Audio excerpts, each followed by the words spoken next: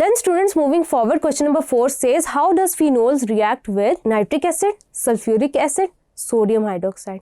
तो स्टूडेंट्स ये तीनों प्रोसेसेस हमारे पास हैं, नाइट्रेशन के, सल्फोनेशन के, then reaction with sodium hydroxide. तो स्टूडेंट्स हमें अच्छी तरह पता है कि as a result of dilute nitration आपके पास जनरेट होती है ortho and para nitrophenols. Then students अगर आप कंसनट्रेटेड से रिएक्ट करवाते हैं तो आपके पास TNT जनरेट होता है, या जिसको हम पिक्रिक एसिड कह सकते हैं, 2,4,6 ट्राई नाइट्रोफिनोल।